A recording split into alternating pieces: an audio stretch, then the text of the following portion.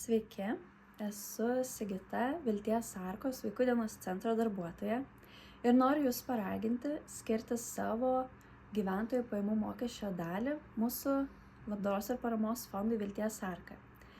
Šiame dienos centre kasdien ateina vaikų ir mes su vaikais užsiemam įvairiom veiklom, gaminamės maistą, žaidžiam žaidimus, einam į lauką, užsiemam fiziniam veiklom.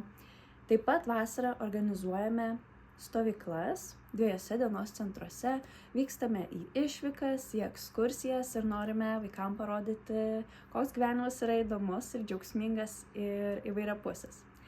Ir kviečiu paremti mus, skirti savo gyventojų pajamų mokesčio dalį, jeigu dar nežinot, kur skirti. Tai mes labai laukiam ir labai džiaugsimės Jūsų parama. Ačiū Jums.